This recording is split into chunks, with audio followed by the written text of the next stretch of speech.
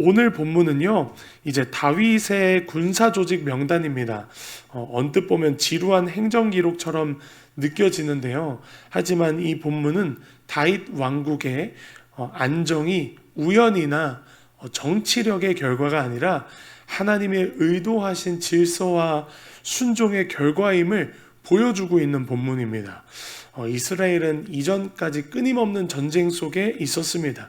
그런데 이제 나라가 안정되고 하나님께 예배할 성전을 준비하는 시점이 되었습니다. 다윗은 그 시기에 12반 24,000명씩 한 달마다 교대하는 군사 조직을 세우게 됩니다.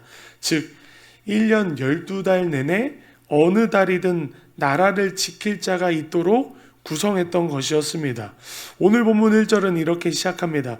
이스라엘 자손의 모든 가문의 우두머리와 천부장과 백부장과 왕을 섬기는 관원들이 그들의 숫자대로 반이 나누이니 각 반열이 24,000명씩이라 1년 동안 달마다 들어가며 나왔으니, 이 짧은 한 문장 안에 세 가지 중요한 영적 원리가 숨어 있습니다.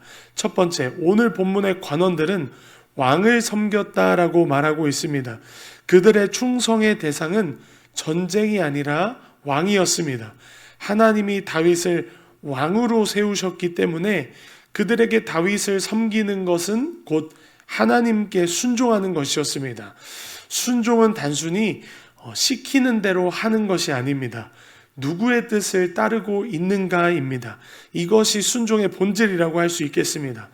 오늘날 신앙의 혼란은요, 무엇을 하느냐보다 누구를 위해 하느냐를 잃어버릴 때 우리의 신앙이 흔들리게 됩니다. 하나님은 우리가 일 잘하는 사람보다는 하나님의 뜻을 따르는 사람이 되기를 원하십니다.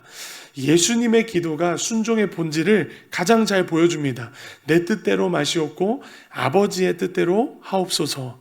예수님께서도 하나님의 뜻에 순종하심으로 우리에게 구원의 길을 여셨습니다. 하나님은 지금도 순종하는 한 사람을 통해 하나님의 뜻을 펼쳐나가시는 줄 믿습니다. 잊지 마시길 바랍니다. 우리를 향한 하나님의 뜻, 하나님의 의도는 질서 안에 순종으로 드러난다라는 것입니다. 그리고 이 질서는 내 뜻대로 되는 것이 아니라 하나님의 의도대로 이루어지는 게 질서 안의 순종입니다. 두 번째, 12반 24,000명이라는 이 조직에는 질서가 있었습니다. 누구는 첫째 달, 누구는 여섯째 달, 누구는 마지막 12째 달, 각자의 순번이 있었고요. 그 순서를 받아들이는 것이 곧 순종이었습니다. 하나님은 우리 모두를 부르셨지만 동시에 우리 모두를 같은 자리에 세우시지는 않으셨습니다. 다윗 시대에도 마찬가지였습니다. 누구는 싸우는 자리, 누군가는 쉬는 자리에 세우셨음을 볼 수 있습니다. 그런데 우리는 자주 불평합니다. 왜 나는 저 사람이 하는 일을 못하지? 내가 그렇게 형편이 없나? 혹은 왜 나만 이 일을 하지? 다른 사람도 있는데? 그러나 하나님은 질서를 통해 우리를 다루십니다. 내 순서가 아니면 기다리는 것도 순종입니다. 또 내가 맡은 역할에 최선을 다하는 것이 곧 하나님 앞에서의 순종입니다. 기억하십시오. 순종은 자기 몫을 인정하는 것입니다. 그리고 하나님은 나를 통해서 뿐만이 아니라 다른 사람을 통해서도 일하실 수 있으신 하나님이십니다. 그러므로 여러분들 순종하실 때 온전히 즉시 기쁘게 순종할 수 있기를 바랍니다. 그렇게 순종할 때 내게 복이 되는 것입니다. 마지막으로 셋째, 들어가고 나왔다라고 1절 하반절 말씀은 기록하고 있습니다. 그들은 한 달 동안 왕의 명령을 따라 섬기고 그 기간이 끝나면 조용히 자리를 내려놓았습니다. 그리고 다음 반이 들어와 같은 마음으로 그 자리를 이어갔습니다. 이것은 단순한 교대 근무가 아니라 왕을 향한 충성의 흐름이었습니다. 각 반은 자기 순서가 올 때 충성했습니다. 그리고 그 기간이 지나면 미련 없이 물러섰습니다. 그들의 목표는요, 그 자리에 얼마나 오랫동안 남느냐가 아니라 그들의 목표는 왕의 뜻이 계속 이어지는 것이었습니다. 여러분, 이것이 바로 하나님 나라의 일꾼의 태도인 줄 믿습니다. 내 차례가 왔을 때는 최선을 다하고요. 내 차례가 끝나면 다음 사람을 세워주며 그 사람이 하나님께 쓰임받도록 축복해 주는 것. 이것이 바로 흘러가는 순종, 충성의 흐름입니다. 하나님 나라의 충성입니다.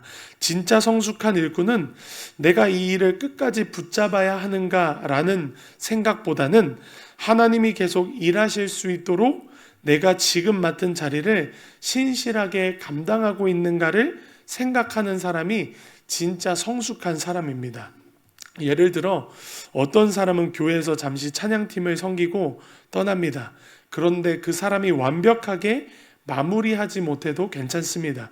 왜냐하면 하나님은 다음 사람을 세워서 그 일을 계속해서 세워나가시기 때문입니다. 그렇다면 중요한 건 내가 끝냈느냐가 아니라 내가 있을 동안 하나님의 뜻이 흐르도록 충성했느냐가 중요한 것입니다. 내 자리에서 하나님이 일하시는 환경을 만드는 사람이 되는 것이 하나님 나라에서 진정한 충성이라는 것입니다. 그래서 내가 맡은 역할을 게으르지 않게 성실하게 감당해서 하나님이 내 뒤에 오는 사람을 통해 계속 일하실 수 있도록 길을 닦아가는 것, 이것이 오늘 본문에서 말하고 있는 들어가고 나왔다의 충성입니다. 말씀을 마무리합니다. 하나님은 다윗에게 내가 너로 나라를 견고하게 하겠다라고 약속하셨습니다. 그런데 그 방법이 군사력이 아니라 순종이었습니다. 이스라엘은 순종이 무너졌을 때 흔들리기 시작했습니다. 오늘 저와 여러분들의 삶을 잘 되돌아보았으면 좋겠습니다. 우리의 삶이 현재 흔들리고 있다면 혹시 내가 하나님 앞에서 불순종하고 있는 것은 없는지 잘 점검해 보았으면 좋겠습니다. 나를 향한 하나님의 의도는 단순합니다. 내 뜻을 따라 움직이는 나의 백성을 통해 나의 나라를 세우겠다. 이것이 우리를 향한 하나님의 의도입니다. 저와 여러분은 각자의 한 달을 맡은 사람들입니다. 누군가는 목회자로, 누군가는 예배팀으로, 누군가는 부모로, 누군가는 기도의 사람으로, 누군가는 청소로 그 자리를 지키고 있습니다. 여기서 하나님의 뜻은 내가 맡은 시간과 자리에서의 순종을 통해 이루어집니다. 그러므로 기억할 수 있기를 바랍니다. 먼저는 질서 안에서 순종하십시오. 내 뜻보다 중요한 것은 하나님의 의도를 잘 아는 것입니다. 그리고 순종에도 순서가 있습니다. 맡은 기간 동안 최선을 다해 충성하십시오. 마지막으로 내가 끝내는 것은 별로 중요하지 않습니다. 내 순종을 통해 하나님의 뜻이 흐르도록 충성하는 것이 중요합니다. 저와 여러분, 하나님은 순종의 질서를 통해 하나님의 뜻을 완성하신다라는 것을 기억하시고 하나님의 뜻에 나의 뜻을 일치시키셔서 하나님의 일하심을 경험하는 저와 여러분 되시기를 간절히 축복합니다.